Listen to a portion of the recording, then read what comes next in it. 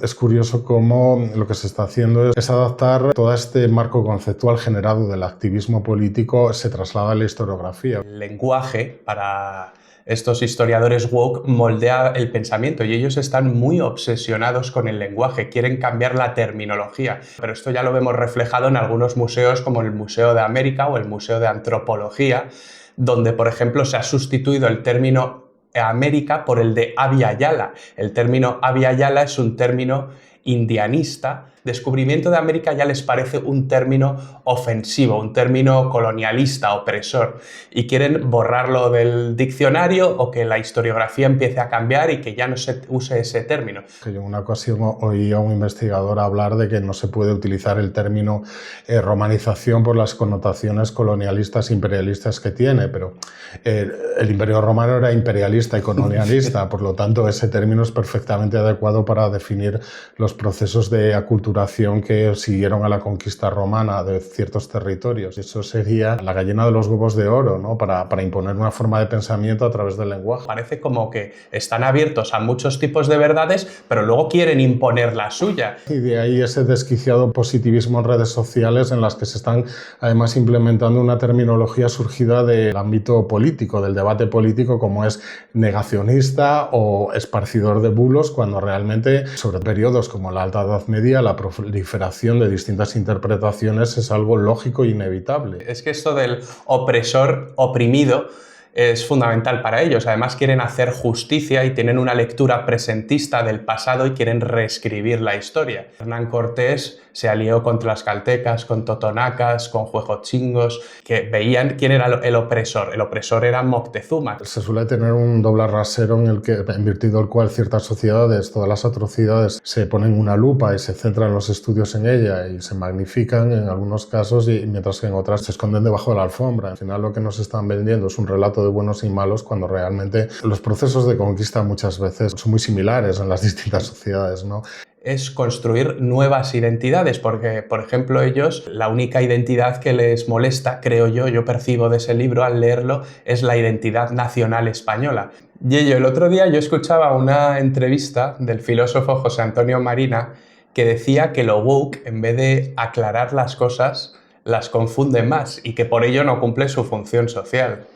Realmente, si te vas a los fundamentos de lo que hoy llamamos wokismo, que es la posmodernidad francesa de los años 60, Foucault, Derrida, Lyotard, su lectura es prácticamente una hermenéutica, porque son textos deliberadamente crípticos que hay que interpretar. Muchas veces emplean una terminología que no se molestan en definir, lo cual hace que el propio marco conceptual sea bastante polisémico. Entonces, yo creo que a muchos intelectuales, a partir de los años 60, todos estos autores les encantaba precisamente porque les permitían dar su propio enfoque, su propia interpretación, como los curas pueden interpretar los evangelios, y al mismo tiempo generar unos textos que sirven un poco para todo, porque una misma cita te puede servir para defender una cosa u otra distinta, ¿no? Pero efectivamente, realmente lo que hace el wokismo entendido es hacer un gran énfasis en los textos. De algún modo se concibe que la realidad humana es una pugna de narraciones o relatos en conflicto, y en esa pugna hay que luchar por establecer lo que llaman la master narrative, o también lo que dice Foucault, ¿no? Un episteme, es un marco conceptual que de algún modo define los límites de lo que tú puedes pensar o no. Esta gente cree que, digamos, el lenguaje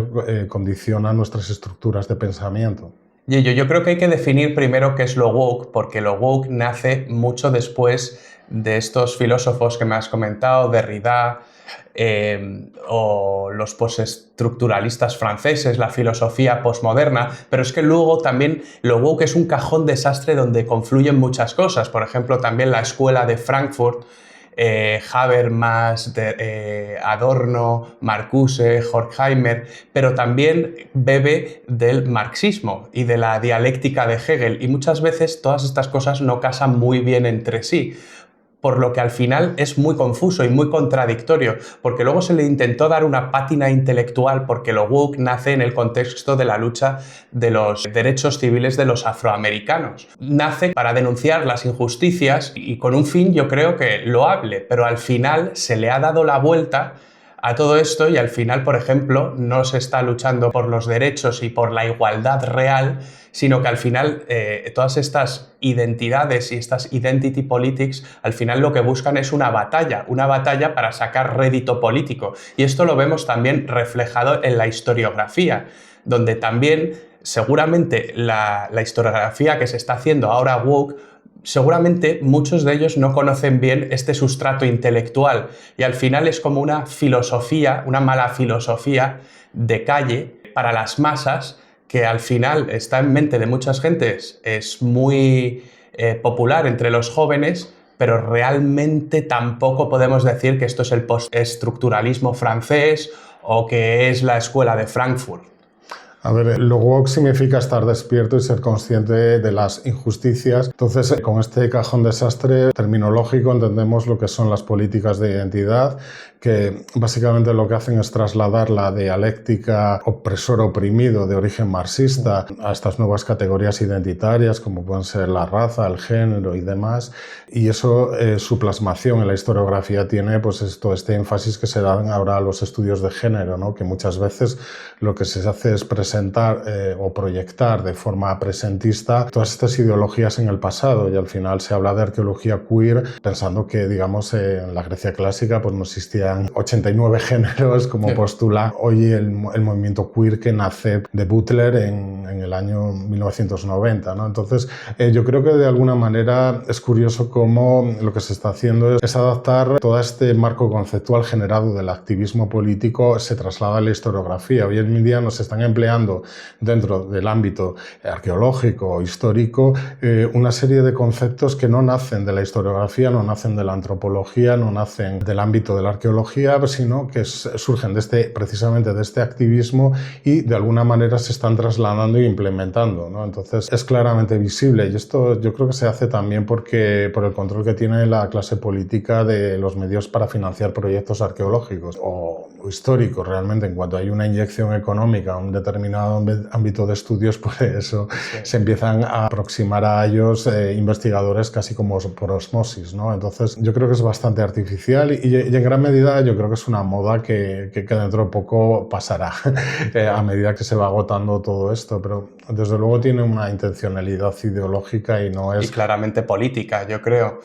De hecho, antes comentabas que el lenguaje para estos historiadores woke moldea el pensamiento y ellos están muy obsesionados con el lenguaje, quieren cambiar la terminología. Eso lo vemos, por ejemplo, cuando Alejandro García San Juan, por ejemplo, propone a la Real Academia de la Lengua cambiar el término reconquista, porque ellos consideran que ese término reconquista es un término nacional católico, franquista, aunque ya sabemos que el término reconquista no nace con el nacionalcatolicismo, sino que surge en el siglo XVIII, aunque ya había un término en la Edad Media, es verdad que es un término anacrónico, pero en la Edad Media tenemos el término restauración, la restauración de la España perdida, que tiene un poco que ver con ese término reconquista, pero también están obsesionados, por ejemplo, con otros términos como el de Abya Yala. Ahora Ernest Urtasun, nuestro ministro de Cultura, por ejemplo, quiere descolonizar los museos y está ahora mismo encargando informes y ver cómo puede meter mano, pero esto ya lo vemos reflejado en algunos museos como el Museo de América o el Museo de Antropología, donde, por ejemplo, se ha sustituido el término América por el de Abya Yala. El término Abya Yala es un término indianista que inventó un tipo que se llamaba Constantino Lima. No lo inventó, él lo oyó en unas islas en Panamá a unos indígenas que decían que a su tierra y a sus alrededores, y que era un término que venía de generaciones atrás, lo llamaban Abya Yala, los indios Kuna. Pero claro, lo que quieren venir a decir es que, por ejemplo, Eduardo Manzano, en su libro España Diversa, un historiador importante, dice que nadie con un mínimo de rigor puede hablar de descubrimiento de América. Descubrimiento de América ya les parece un término ofensivo, un término colonialista, opresor, y quieren borrarlo del diccionario o que la historiografía empiece a cambiar y que ya no se use ese término. Pero eso es una tontería, porque el descubrir significa descubrir, que es quitar el velo. Solo se descubre lo que ya existe. A nadie se le ocurre, por ejemplo, decir que Newton no descubrió la ley de la gravedad. Es verdad que las cosas antes de Newton se caían al suelo, por lo tanto ya existía la ley de la gravedad, pero él la descubre y la enuncia.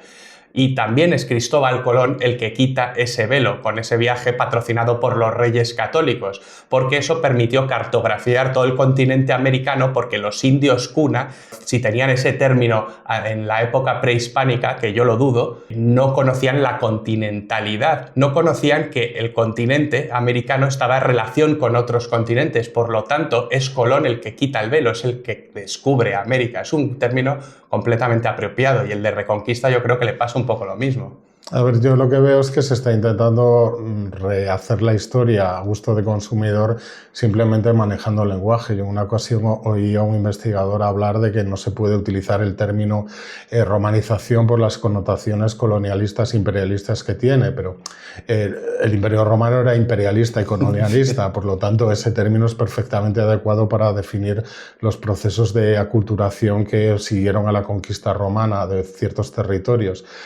Al final, ese asalto que se quiere hacer a la Real Academia de la Lengua, que lo único que hace es recoger las acepciones que están en el lenguaje como una creación viva que creamos sus hablantes, pues para esta mentalidad, entre comillas, stalinista, es la panacea, porque es una institución que según su punto de vista define lo que significan las palabras, y eso sería la gallina de los huevos de oro, ¿no? Para imponer una forma de pensamiento a través del lenguaje. Lo que ocurre es que todo esto giro lingüístico tiene realmente sus limitaciones. Se han hecho experimentos con pueblos indígenas de Indonesia o del Amazonas, que ellos efectivamente tienen una serie de palabras en su lenguaje que no existen, pero si les explicas ese concepto ellos lo entienden a lo que se están refiriendo, ¿no?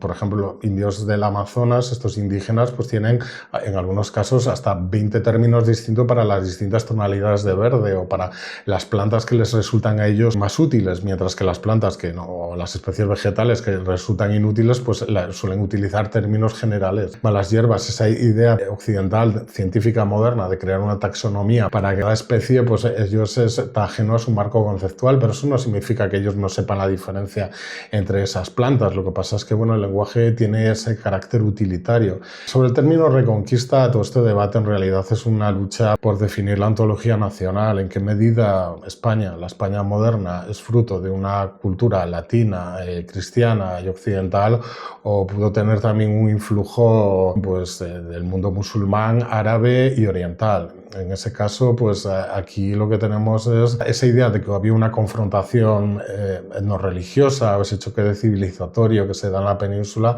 pues se quiere atenuar, y muchas veces lo que se pretende decir es que un príncipe cristiano de uno de estos reinos podía tener unas relaciones con otro islámico similar a la que podía tener con el resto de estados cristianos peninsulares. Pues que esto no es así, lo cual no significa que no hubiera amistades o no hubiera alianzas o hubiera una real política muchas veces que te interesa pactar con el otro, no religioso, pero en la península ibérica durante el medievo la frontera por antonomasia era la que separaba el mundo cristiano del dar al islam. Entonces esto no deja de ser un wishful thinking que no soporta la más mínimo análisis crítico, y a veces se pierden en cuestiones terminológicas de que si para la conquista musulmana el término invasión o conquista es más acertado, y todas estas cuestiones que en otros ámbitos de la historia militar no se plantean, o solo se plantean en la conquista de América.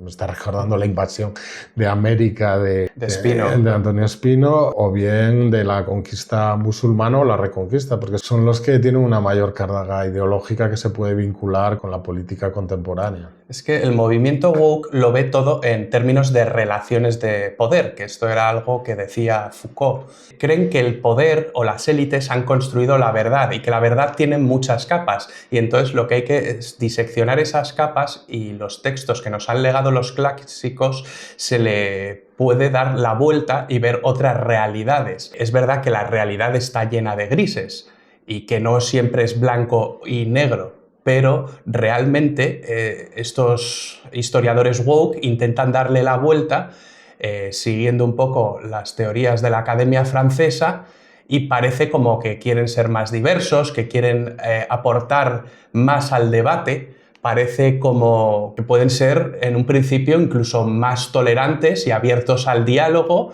Sin embargo, luego yo me doy cuenta de que son profundamente dogmáticos e intolerantes, porque luego parece como que están abiertos a muchos tipos de verdades, pero luego quieren imponer la suya. Y luego tenemos cosas como la cultura de la cancelación, donde te censuran o te llaman negacionista, tonterías de estas, y entonces te intentan atacar e imponer su verdad, y siempre conforme a una agenda ideológica muy determinada. A ver, yo creo que es que toda esta visión posmoderna tiene implícito un relativismo epistémico que es muy difícil realmente llevar a la práctica, porque si, digamos, cualquier texto es un discurso, una visión particular y subjetiva de la realidad, entonces ¿para qué estudias una carrera? ¿Para qué estudias un máster, un doctorado? Entonces, si al final todo lo que vayas a escribir tú sobre el pasado pues tiene el mismo valor que una novela de Corintellado, y de ahí que se dé esta paradoja. Por un lado, defensores de este relativismo epistémico, de que todo es discurso, pero te lo aplican a ti, pero no a ellos. Ellos están diciendo... Siempre el doble rasero. Ellos están diciendo la verdad, y de ahí ese desquiciado positivismo en redes sociales en las que se están además implementando una terminología surgida del ámbito político, del debate político, como es negacionista o esparcidor de bulos, cuando realmente sobre periodos como la Alta Edad Media la proliferación de distintas interpretaciones es algo lógico e inevitable. Yo tengo amigos historiadores que tienen visiones distintas o interpretaciones distintas a una misma fuente, y eso no significa que estén esparciendo bulos o que sean negacionistas, porque hay que respetarlo, y lo que tú tienes que tratar de imponer o difundir tus opiniones en base a argumentos, además, porque muchas veces son fundamentalistas científicos. Tú no hablas desde el rigor, yo hablo desde el academicismo o desde la ciencia. Yo tengo un método historiográfico infalible, sí, y tú no estás siguiendo este método. Y luego son academicistas, pero por ejemplo a la Academia de la Historia, a la Real Academia de la Historia, la consideran un búnker franquista. O sea, tenemos chorradas de esas continuamente, y eso lo vemos continuamente en los historiadores woke. A ver, yo creo que hay un continuo asalto a toda institución que no esté dentro de sus esquemas mentales, y si la perciben como algo que está ajeno a su ideología, pues de ahí este tipo de cuestiones. Pero antes he mencionado una cosa que a mí me parece bastante interesante, que es, ya estamos partiendo de partida que las relaciones entre individuos se basan en esa dicotomía opresor-oprimido que tiene un origen marxista y a su vez hegeliano, ¿no? En la fenomenología del espíritu, de la relación entre amo y esclavo, ¿no? Entonces, para mí eso es una visión extremadamente pobre y simplificadora de las relaciones entre categorías, ¿no? Por ejemplo, Irene Montero se considera a sí misma una mujer oprimida, o Yolanda Díaz una persona oprimida por ser mujer, pero realmente ¿qué condiciona más su experiencia vital? ¿El hecho de ser vicepresidenta del gobierno o ministra, o ser mujer, ¿no? Entonces, lo que está diciendo es que un obrero de la construcción, simplemente por sus genitales, pues está en una posición de dominación sobre ella, que es la vicepresidenta o la ministra, o exministra en este caso ya.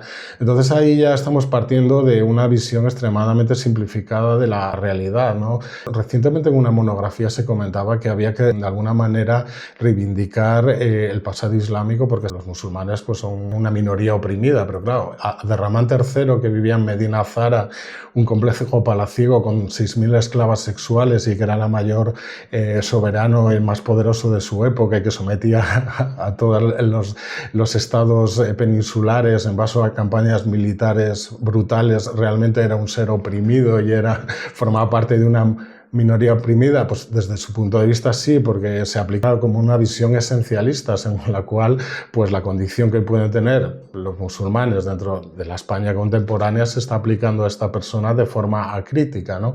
Y al final es curioso porque todo este pensamiento poscolonial, esta crítica poscolonial que surge para estudiar pues, el colonialismo europeo sobre los países musulmanes, también se le lleva al Andalus, cuando en ese momento quienes eran la potencia colonial eran los árabes, ¿no? De alguna manera se critica el esencialismo a la hora de proyectar hacia el pasado nuestras nociones nacionalistas modernas, y eso es cierto que es criticable, pero es que ellos lo están haciendo también con otras categorías identitarias. Sí, sí, es que esto del opresor oprimido es fundamental para ellos. Además quieren hacer justicia y tienen una lectura presentista del pasado y quieren reescribir la historia.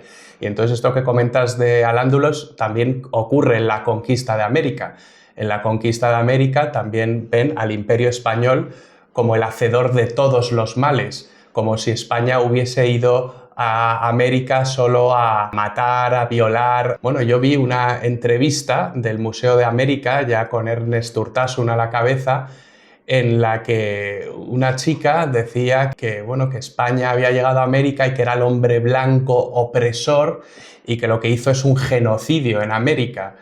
Aplican ese término genocidio, que es un término contemporáneo, realmente anacrónico porque lo inventa un jurista polaco, Rafael Lemkin, para hablar del genocidio nazi, de la solución final, pero es una categoría fundamentalmente contemporánea. Pero es que un genocidio es un exterminio sistemático y deliberado. Y deliberado, esto es muy importante por razones de raza, de religión, políticas.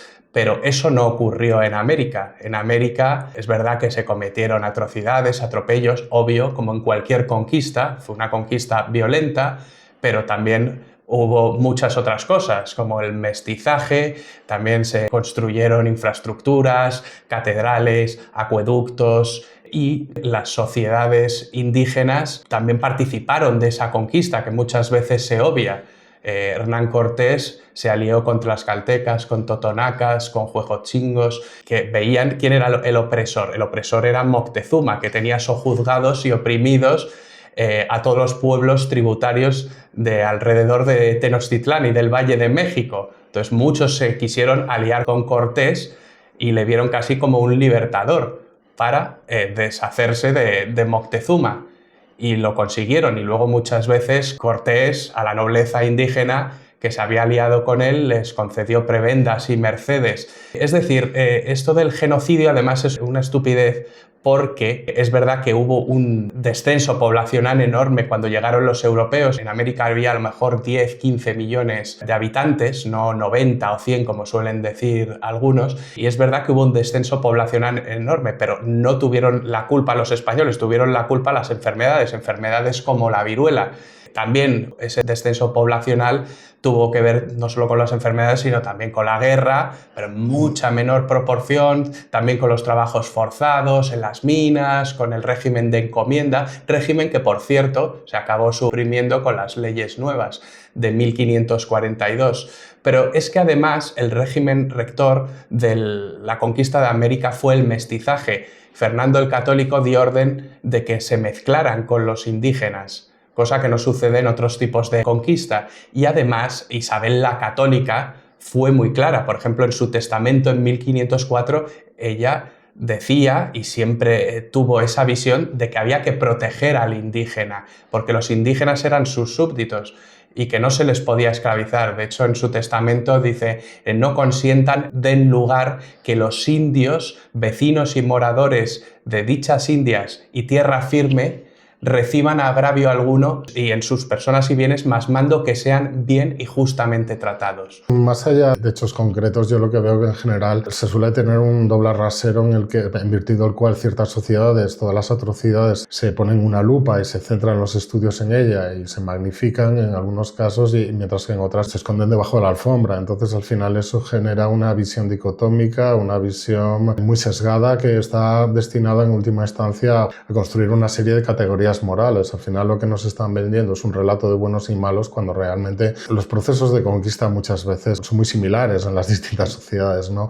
Realmente a ningún imperio le interesaba exterminar a la población porque eso suponía una reducción de ingresos fiscales y de mano de obra. O sea, los genocidios sí que podían existir durante la prehistoria, porque lo que hacía muchas veces una tribu era exterminar a los hombres y quedarse con las mujeres y los niños. Pero digamos que en general yo lo que veo y me llama la atención bastante es esto doble rasero. En mi ensayo Espada, hambre y cautiverio es algo que destaco porque la conquista islámica de Hispania pues se había presentado siempre como una concatenación de pactos o una transferencia de soberanía pactada, como dijo un investigador, y eso es para mostrar una versión edulcorada de la presencia islámica en la península. También ese sesgo se proyecta cuando hablamos de los 3 siglos de presencia o de dominio español sobre América. Solamente se suele hablar de las primeras décadas décadas y no se habla de otros procesos, ¿no?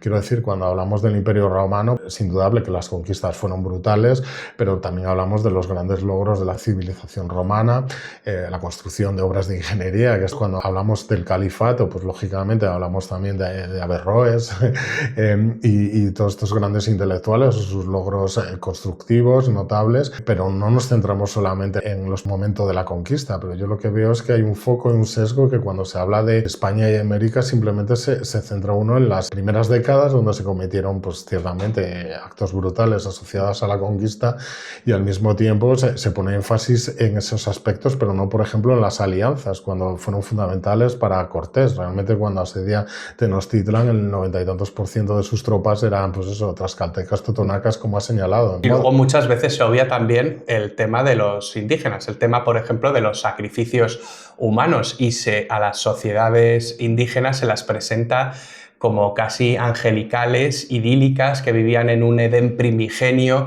en una especie de Arcadia feliz, eran sociedades comunales, muchas veces se proyectan los valores del marxismo, y que eran sociedades que no estaban corrompidas y que llegan los malditos españoles, crueles, fanáticos, intolerantes y arrasan con todo. Y eso es una lectura totalmente maniquea y presentista y absurda, porque además las sociedades indígenas pues, también violaban, también se hacían la guerra entre ellas. No es una sociedad indígena homogénea, sino que había un montón de tribus, desde Tierra de Fuego hasta Alaska, o sea que... Y además, estas sociedades indígenas cometían también todo tipo de atrocidades, por ejemplo, el canibalismo o los sacrificios humanos, por lo tanto, presentarlas como angelicales y a los españoles como los malos, pues la historia no hay que mirarla con encono sectario, sino un poco intentar comprender el pasado y no proyectar los valores del presente. A ver, yo lo que creo que en general toda esta historiografía, primero marxista y después posmoderna, lo que tiende es a crear paraísos perdidos. Realmente, por ejemplo, a partir de los años 70 se tendió a ver la conquista islámica en términos de la evolución marxista del sistema feudal al sistema capitalista, que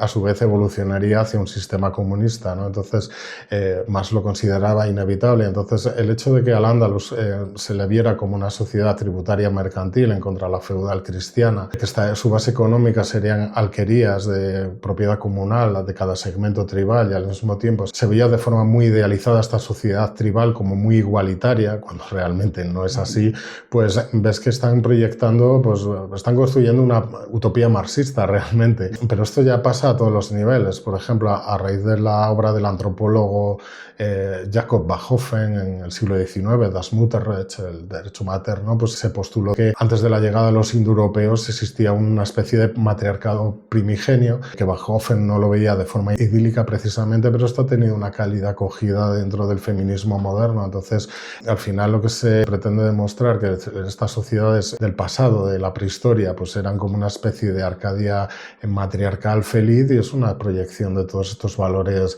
de la posmodernidad que al mismo tiempo tienen ramificaciones porque en los años 20 del siglo pasado una investigadora, Margaret Murray, identificó la brujería como un movimiento feminista o protofeminista emancipador de la mujer vinculado a esta religión matriarcal primigenia, ¿no? Entonces eso ha tenido una cálida acogida también en todo este feminismo posmoderno, de tal manera que ahora pues las brujas son básicamente ese movimiento protofeminista y ahí tienes a Angela Rodríguez Pan hablando de que eran aborteras y demás.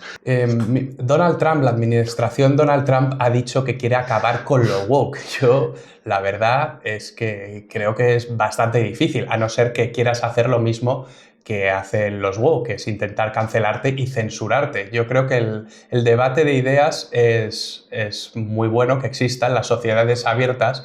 Lo único que a mí me gustaría es que todos estos proyectos woke no estuviesen regados de dinero público y otros proyectos que a lo mejor son igualmente interesantes o mucho más, porque esto está ocurriendo y además en las universidades yo creo que hay una especie de miedo a postularte como contrario a estas tesis woke, porque enseguida te señalan y creo que existe cierto miedo y eso lo que acaba es por restringir que salgan tesis doctorales de otros tipos y al final lo que restringe es un abanico de posibilidades y de que salgan otras investigaciones. Yo creo que hay miedo en la universidad. ¿No te parece a ti? A ver, hace poco recientes estudios se habían determinado que el 70 y tantos % del profesorado de las universidades estadounidenses, que son privadas, pues está formado por gente que se declara abiertamente de izquierdas. Yo no veo eso tanto un problema en sí mismo, sino una progresiva radicalización y sobre todo de los postulados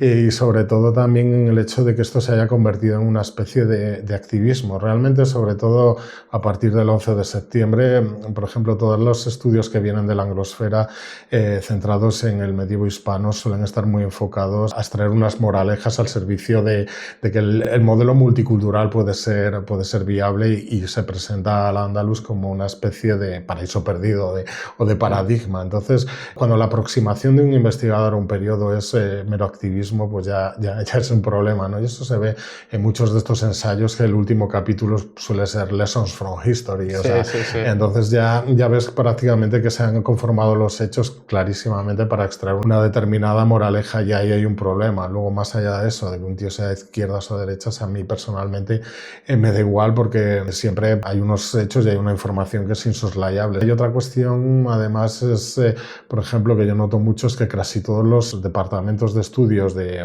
Oriente Medio, del mundo islámico, están financiados por petrodólares, por dinero catarí, saudí y demás. Y eso también, evidentemente, condiciona enormemente el discurso histórico que surge de estas universidades, porque al ser privadas depende de financiación privada en muchos casos. Dentro de algunos historiadores y arabistas en España se empieza a impregnar discursos que son específicamente asociados al discurso histórico nacionalista marroquí, y eso es algo que me llama bastante la atención, por ejemplo.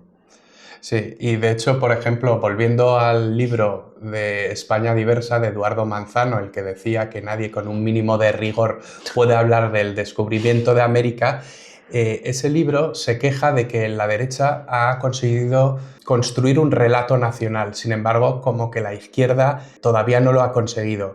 Y entonces propone esta tesis de una España diversa, casi multicultural, una España abierta, e intenta convencer a la progresía de que eso es una España deseable, pero en el fondo también lo que está haciendo con ese libro es construir nuevas identidades, porque, por ejemplo, ellos, la única identidad que les molesta, creo yo percibo de ese libro al leerlo, es la identidad nacional española. Sin embargo, al decir que España es diversa y que existen otras identidades, eso lo que está fomentando es el relato nacionalista periférico. Está dando alas al nacionalismo catalán, al vasco, al gallego, incluso al andaluz. Yo lo que veo es que todos los países son diversos. Es más diversa que Italia, por ejemplo. ¿Por qué ese énfasis de la izquierda española en la diversidad, cosa que no, por ejemplo, no hace la izquierda italiana? Yo creo que la izquierda ha llegado a la conclusión que la única forma de estar en el gobierno es con el apoyo de los partidos nacionalistas y de esa manera pues está de algún modo impregnando su propio discurso histórico sobre el pasado. Y lo que señala Manzano en una entrevista es precisamente que lo que acabas de señalar, ¿no? que él sentía que la izquierda no tenía un discurso, un relato nacional, pero claro, eso se debe a que la izquierda está más interesada en deconstruir el relato nacional tradicional, pues con estos cuestionamientos, conceptos como reconquista, descubrimiento y demás, más que en construir un relato sobre cualquier otra cosa. Pero es algo curioso porque ocurre mucho, que cuando hablas de España antes de la edad contemporánea, te acusan de nacionalista, es que estás hablando, es que España no existía. ¿Cuántas veces me he encontrado yo en Twitter cada vez que he hablado de la España de los Reyes Católicos? No, España no existía. No, claro que existe España y existe España en la Edad Media. Armando Vesga te dirá también que España, Hispania, existe en época romana, por supuesto, pero lo que no existe es la nación moderna, no existe la España política, lo que surge con los movimientos que ocurren a finales del siglo XVIII y en el siglo XIX, que surgen las naciones contemporáneas, surge el nation building en muchos países y ahí estamos hablando de la nación política. Pero también existe la nación histórica y existe España antes de 1812, como sitúan muchos con la Constitución de Cádiz. Partimos de la base de que la crítica se habla de esencialismo en el sentido de una noción de que existe un carácter español inmutable y prolongado en el tiempo hacia atrás a lo largo de los siglos, y que eso evidentemente no es así, pero lo que está haciendo ahí Manzano es una visión esencialista, según la cual la esencia de España sería la diversidad.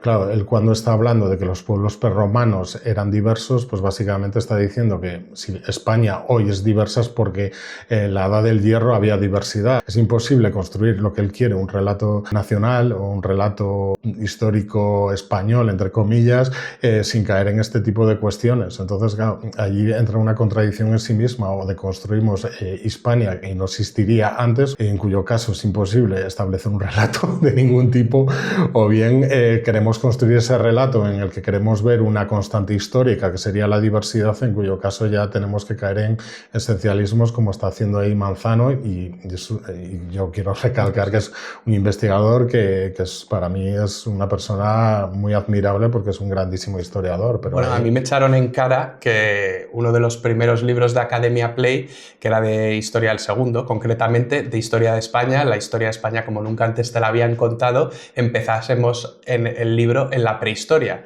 Bueno, eso son 100 capítulos, empieza en la prehistoria y termina en el siglo XX.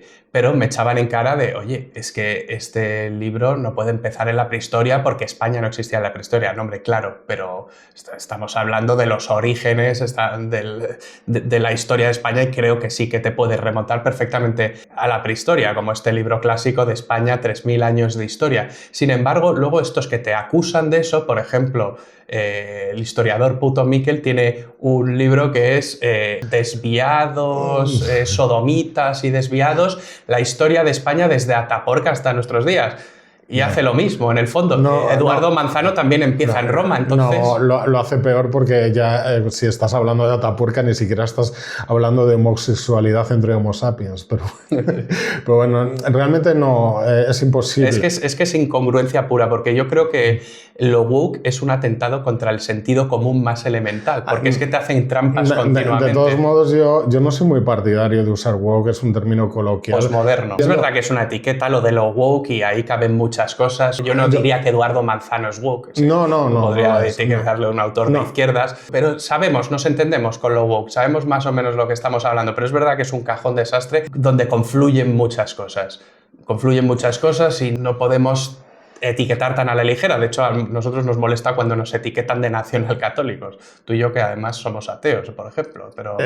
sí, a ver, yo lo que veo que woke puede ser un término útil para hablar de toda esta ideología a nivel popular, lo que se transmite en BuzzFeed, en todos estos...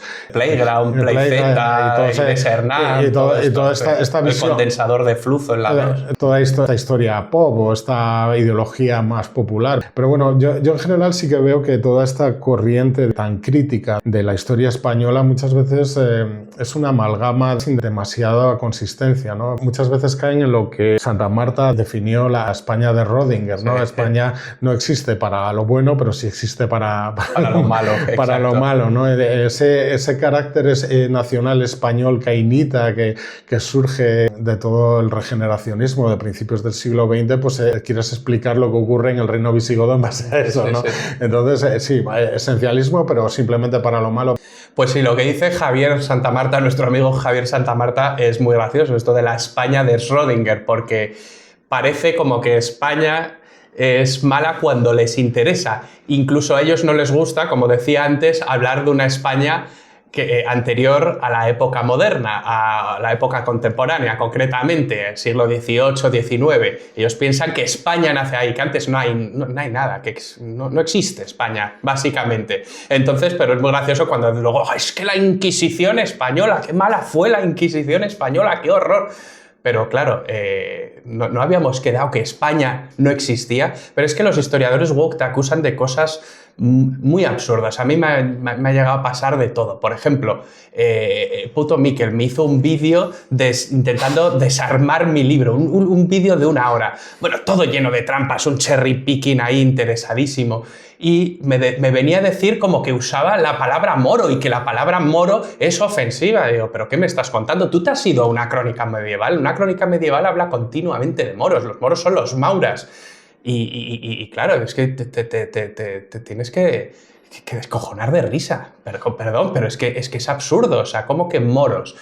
Tú te vas a la batalla de las Navas de Tolosa, la arenga que da Alfonso VIII en Toledo, y dice, los moros entraron en nuestra tierra y nos la arrebataron y ahora nosotros marchamos, tal. Bueno, está hablando de moros. O sea, es que moros no es una palabra ofensiva, pero es que también me han pasado cosas ridículas, como por ejemplo en el primer libro, que al final tengo un apartado con frases de personajes históricos y me dicen, es que tienes a más hombres que a mujeres, a lo mejor aparecen 300 personajes, no sé.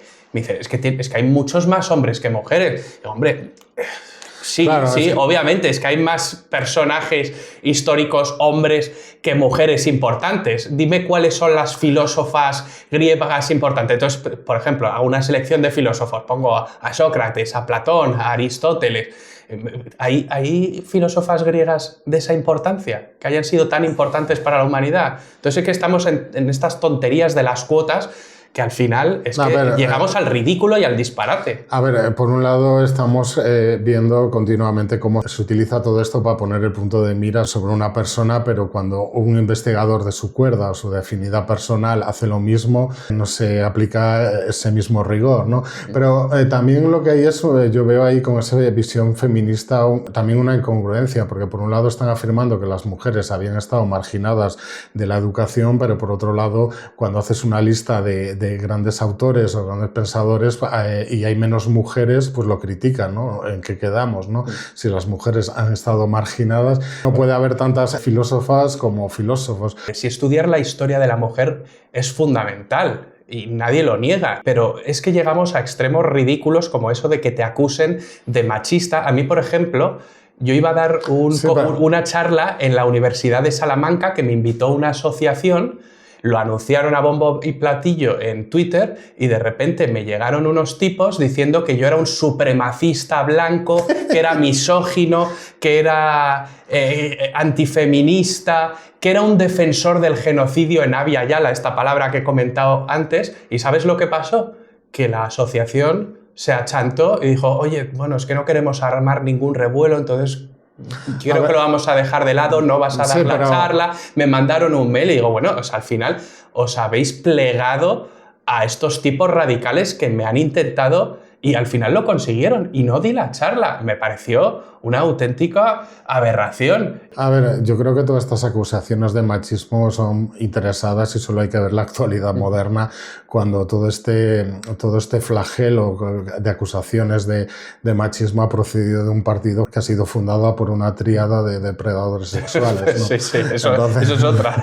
Entonces, al final, bueno, reencauzando la cuestión, yo creo que en los últimos 10 años ha habido una gran tendencia al revisionismo que no obedece a que se hayan depurado los métodos de investigación ni que hayan habido nuevos aportes de información que te permitan hacer una reescritura importante de la historia, y que esto obedece claramente al clima ideológico moderno, ¿no? Y es una cuestión, pues por ejemplo, yo me he encontrado continuamente haciendo mi labor de divulgación de mi ensayo Espada, Hambre y Cautiverio, como todos los seguidores de Emilio González Ferrín pues te están continuamente atacando y son una serie de negacionismo de la conquista islámica que tiene infinidad de ramificaciones. Fundamentalmente lo que hay ahí es un intento de imponer una serie de ideas a través de la coacción en redes sociales, y esto tiene una finalidad claramente ideológica. Por un lado puede obedecer de esta visión postmoderna de presentar a un al-Ándalus pacífico e idílico, por otro lado puede obedecer a grupos islamistas o de conversos que quieren también presentar a un islam pues tolerante en contraste con los reinos cristianos genocidas conocidas, o bien pues del andalucismo. Y curiosamente hay como una especie de sinergia de todas estas corrientes. Por ejemplo, recientemente en YouTube se ha detenido por apología del yihadista a un youtuber que dirigía La Última Medina, que era un canal al que yo llegué de YouTube. Yo llegué porque encontré, llevaba historiadores como Daniel Gil Benumella o Emilio González Ferrín, y es curioso ver cómo de algún modo se produce una sinergia entre el pensamiento andalucista o progresista con el yihadista, y entonces ahí ya tienes un problema. Es que es curioso cómo se produce esto que escuchamos en una charla que estaba contigo en las Jornadas de la Leyenda Negra organizadas por Javier Santamarta. Carlos Leáñez, creo que se llamaba, dio una charla de cómo esta posmodernidad intenta anular a lo mejor 300 años de pasado hispánico, no se siente representado en nada de eso, aunque hable en español y aunque su cultura sea meramente cristiana y bueno, pues sean occidentales, porque los hispanoamericanos son occidentales. Pero se sienten representados y atraídos y creen que su legado es ese paraíso perdido. Luego llega el infierno que es la época hispánica, y luego, después de ese infierno, llegan unos libertadores y vuelven a recuperar ese pasado perdido. Claro. Y eso ocurre también con Al-Ándalus, y entonces como que se quieren reivindicar en culturas perdidas. En este caso la cultura prehispánica o la cultura andalusí, o también sucede con culturas asiáticas, todo menos la cultura occidental. Hay una negación de la cultura occidental, como que la cultura occidental es el principio de todos los males. A ver, hay dos cuestiones. Por un lado, muchas veces, como ya he dicho antes, todos estos proyectos políticos se basan en la restitución de un paraíso perdido, claro, eso, la fase previa es adulterar los hechos históricos. Existen muy pocos proyectos políticos que realmente no pasen de un modo u otro por la restitución de estos paraísos perdidos, y además yo creo que con toda esta posmodernidad, esta visión tan antioccidental, es porque realmente ellos lo vinculan la cultura occidental de forma ineludible con el capitalismo y con la democracia liberal, ¿no? Entonces, al final, curiosamente, todas estas sociedades indígenas, a través de este prisma indigenista, son colectivistas de algún modo, comunistas e igualitarias, y ahora quieren pues, que incluso sean pues, LGTBI respetuosas y tal. Es bastante curioso. Es verdad que la izquierda, tras la caída del muro y el colapso del bloque soviético, se tiene que reinventar. Entonces cambia esa lucha de clases por otro tipo de luchas. Y, por ejemplo, ahí tenemos la lucha hombres contra mujeres. Nos quieren enfrentar y polarizar y enfrentar a los hombres contra las mujeres para de ahí sacar rédito político. A río revuelto, ganancia de pescadores. El hombre negro contra el hombre blanco. Las identidades de género, también confrontarlas. Pero también el hombre contra la naturaleza. De ahí tenemos todos los postulados climáticos y aberraciones como Greta la Majareta o Greta Thunberg. Tenemos también incluso el hombre contra la fauna, que tenemos las teorías animalistas desquiciadas, o los turistas contra los locales. Al final, todos son luchas, todo es división y polarización, y de ahí saca rédito. De hecho, a los marxistas clásicos les molesta mucho que a todo esto que llamamos ideología woke se llame marxismo cultural, porque ellos piensan que todo esto de las identity politics no tiene nada que ver con el materialismo marxista. Y es verdad que tienen bastante razón. De hecho, si Marx levantase cabeza, yo creo que a lo mejor diría, pero ¿qué es toda esta aberración? No lo sabemos. Somos muchas veces divisiones artificiosas, y si esto ya es artificioso al hablar en presente, cuando esto se traslada al pasado, a nuestras visiones del pasado, es muchísimo más, porque muchas veces, claro, todas estas categorías identitarias no tienen sentido en la Alta Edad Media, ¿no? Sí. O trasladar. Bueno, hay un libro ahora que es El sexo en tiempos del románico, de Isabel Mellén, que trabaja y que colabora en la 5ª temporada del Condensador de Flujo, que el Condensador de Flujo es un programa, para quien no lo sepa, de la coproductora de Contreras, a quien se han cargado. Gurlian se lo ha cargado, lo ha decapitado. No sabemos si va a haber más temporadas del Condensador de Flujo, pero yo pienso que es un programa del régimen. O sea, es colar todo, desde la historia, desde la divulgación histórica, un montón de inputs que le gustan al régimen sanchista. Y por eso yo creo que todo el plantel de historiadores que aparecen en ese programa son de izquierdas, woke, llamémoslo como quieras, pero no verás a nadie, a ti y a mí no nos van a invitar jamás. Y bueno, esta historiadora Isabel Mellén del sexo en tiempos del románico viene a decir, yo publiqué un artículo en The Objective, que casi como también que el románico era una época de libertinaje sexual y lo analiza con los tímpanos de las iglesias románicas, tal. Es todo un disparate de tal calibre. Claro, lo que viene a decir es como que llegó luego la iglesia tal y cercenó todo ese clima de libertad sexual que había tan fantástico. Claro, la maldita iglesia llegó ahí y acabó con todo. Esa es la tesis, básicamente. Hay que leer entre líneas. Es un libro farragoso, mal escrito, pero bueno. Según el Liber Judicarum, el castigo por sodomía era la castración, ¿no? Entonces, y sin antibióticos en la época dudo que muchos sobrevivieran, ¿no?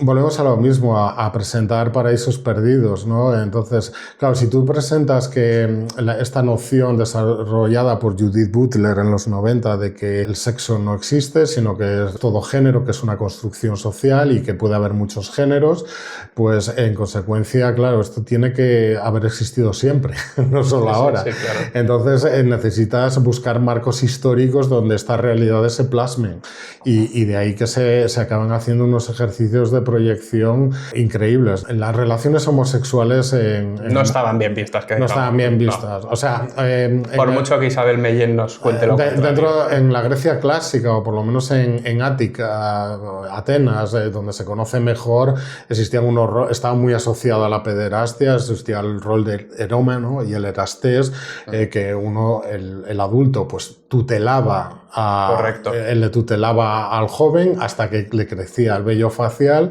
y era como una especie de padrino, le entregaba armas y no siempre tenía que haber una relación sexual de por medio. Entonces el sexo homosexual entre adultos estaba mal visto, y en Roma, por ejemplo, el que era la parte pasiva sufría un escarnio social, ¿no? Es por eso a Julio César sus enemigos le llamaban la reina de Bitinia, por una relación que habría tenido, y al propio Augusto su hijo adoptivo, las malas lenguas decían que a cambio que le hiciera hijo adoptivo, pues tuvo que ofrecerse sexualmente al sátiro calvo, ¿no? Entonces, no estaba bien visto y existía una fuerte jerarquía social. Claro, querer trasladar nuestra visión que podemos tener hoy sobre la homosexualidad a estas sociedades siempre es un ejercicio de presentismo que también se produce entre relaciones homosexuales, porque esa relación romántica que podemos ver en películas sobre la Grecia antigua no existía. La mujer estaba recluida en el cinegeo y en la mayoría de sociedades griegas no pintaba nada, ¿no? Entonces, es una reescritura de la historia constante y una reelaboración totalmente espuria, y siguiendo con el condensador de flujo y con el system, lo que nuestro amigo Pedro Herrero llama el system Contreras. No sé si has visto los vídeos del system Contreras. Sí. Pedro Herrero es muy gracioso y lo cuenta muy bien.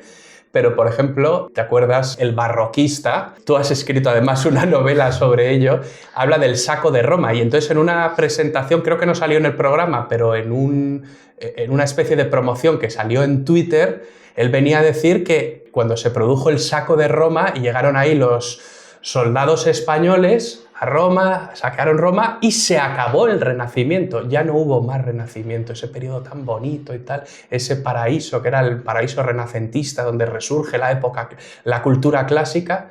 Llegan los españoles y acaban con ello. Y bueno, Alberto Garín ha estudiado, que eso es un disparate, tiene unos vídeos en su canal muy buenos, y tú has estudiado sobre eso porque acabas de escribir una novela sobre el saco de Roma. Sí, eso es curioso porque yo en un principio no me había planteado abordar la cuestión del génesis de la leyenda negra, que esto es uno de sus primeros hitos, porque claro, lees obras como la de Judith Hood, centrada en el saco de Roma, o André Chastel, de autores europeos, anglosajones, y no están ahondando en esta leyenda negra y tienen una visión muy objetiva, que evidentemente se cometieron brutalidades, pero claro, esta visión tan catastrofista, yo pensaba que estaba totalmente desterrada, y te lo ves que se lo está promocionando la televisión pública española, ¿no?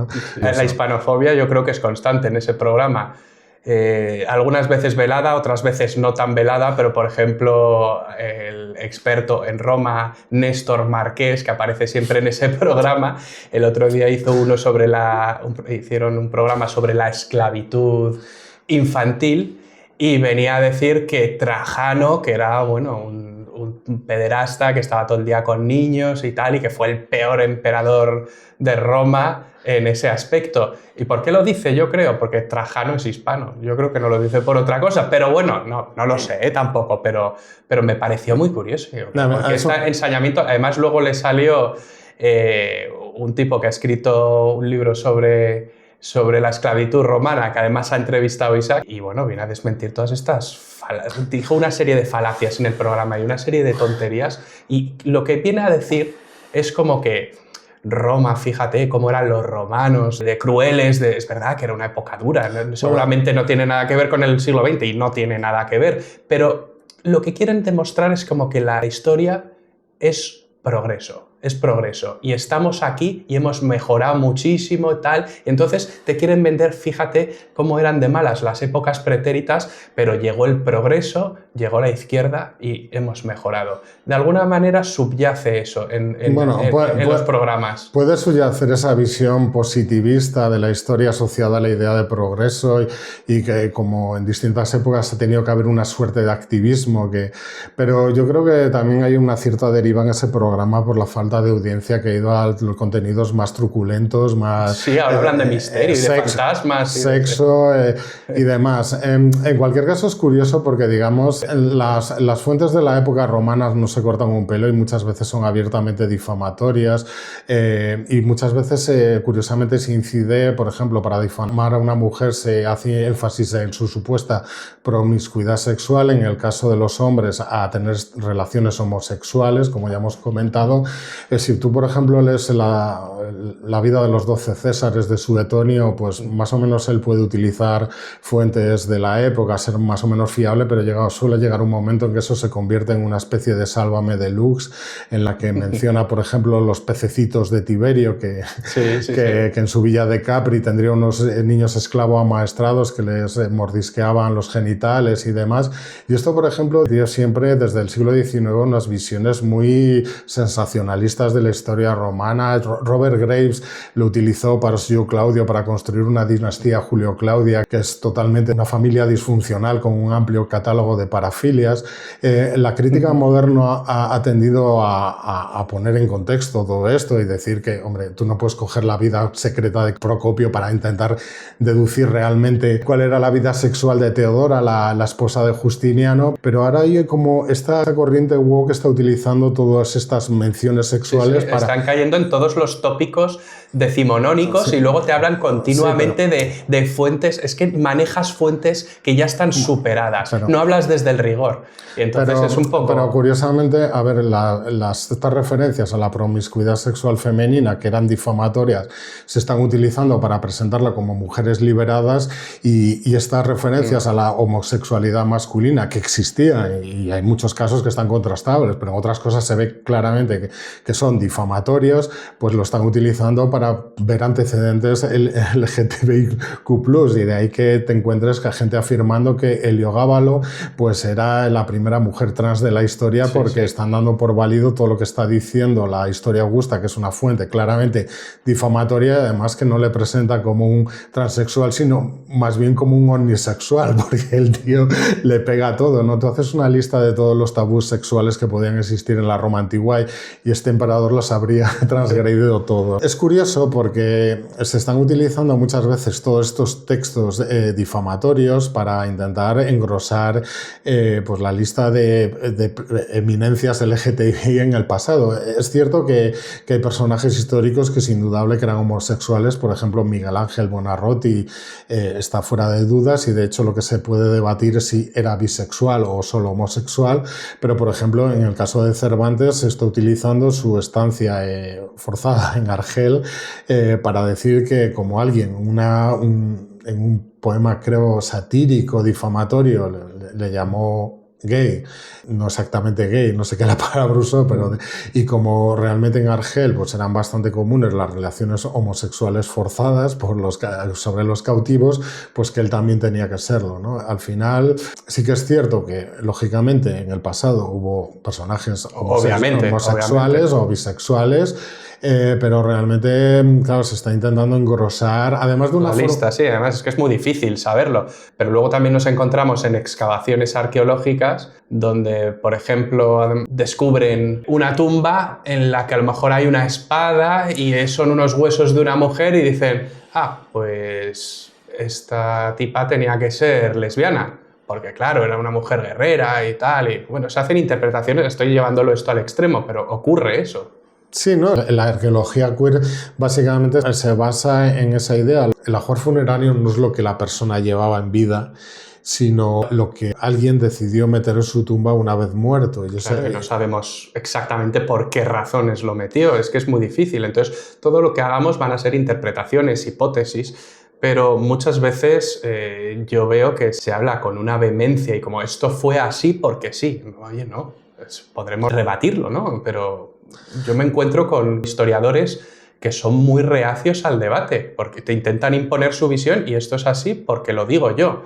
Pero no, porque lo digo yo. Soy yo la autoridad.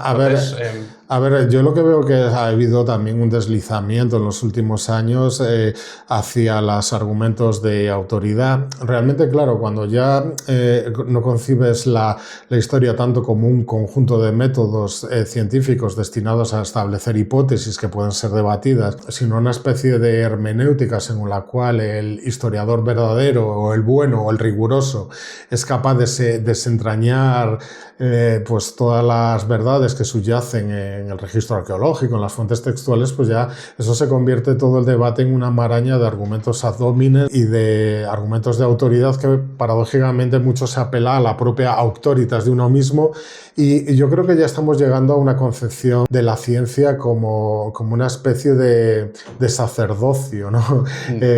Conciben ciertas personas que tú eres científico, o sea, porque has seguido, pues que alguien te ha designado como tal y una vez ungido con el óleo sagrado de la ciencia, todo lo que digas pues tiene que ser científico sin necesidad de pasar por un tamiz de una dialéctica, de una crítica, ¿no?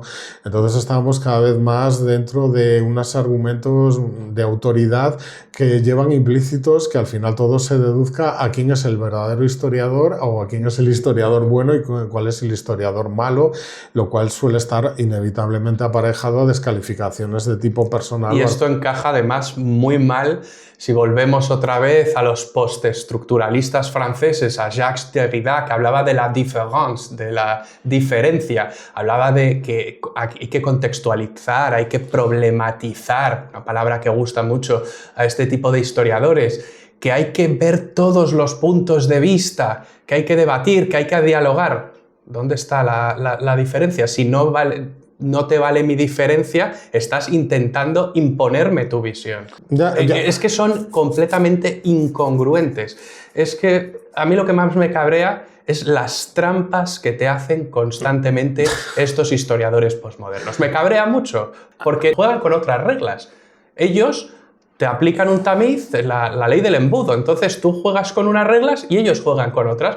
Y claro, juegas con el tablero inclinado, siempre vas a perder. Entonces son debates estériles que no te llevan a ningún sitio. A ver, yo lo que veo es que lo que hemos pasado de una posmodernidad francesa que pretendía deconstruir o destruir los... Construir, que no era lo mismo que destruir, ¿eh? Era darle la vuelta, ver otros puntos de vista, verlo desde otras capas, pero no concretamente destruir, porque además destruir es muy fácil. Destruir es muy fácil, construir es muy difícil. Y esta gente lo que está haciendo es destruir, ni siquiera deconstruir, como hablaba de sí, pero de construcción, pero lo que han hecho es intentar construir una nueva ortodoxia. Hace poco, en un perfil de Twitter, Guerra en la Universidad se quejaba de que si no se había acabado de imponer una visión de izquierdas sobre la guerra civil es porque no habían logrado imponer lo que los anglosajones llamaban una master narrative. Es curioso porque este concepto surge como algo a criticar y a deconstruir por parte de los posmodernos y ahora vemos como gente que son sus herederos ideológicos lo lo que pretenden es construir otra master narrative. Lo que al final vemos es como no es una emancipación realmente lo que se busca, sino poner otra ortodoxia, otra episteme, otra estructura de pensamiento dogmático y profundamente moralista, porque claro, todo esto no solo está asociado a un relativismo epistémico, sino también a un relativismo moral. Claro, para justificar el canibalismo de los mexicas, pues tienes que recurrir a ese relativismo moral de que todo, bueno, hay que son sus costumbres y hay que respetarlas, pero luego las atrocidades cometidas por Alvarado se miran con una lupa y se ponen en consideración. Entonces, al final, yo lo que veo es que todo es un continuo doble rasero. El relativismo epistémico te lo aplican a ti, pero tú lo que dices es un discurso que está condicionado por tu ideología y tus condicionantes culturales, pero no, yo digo la verdad absoluta. Bueno, Yello, pues a mí lo que me queda para concluir todo esto es que cuando te intentas sumergirte en lo woke y entenderlo, al final acabas más confundido de lo que partías al principio. Yo creo que ya nos despedimos, llevamos un buen rato hablando, continuaremos hablando de ello porque es muy interesante. Ha sido un placer charlar contigo y a ver si nos vemos de nuevo. Igualmente, Yello.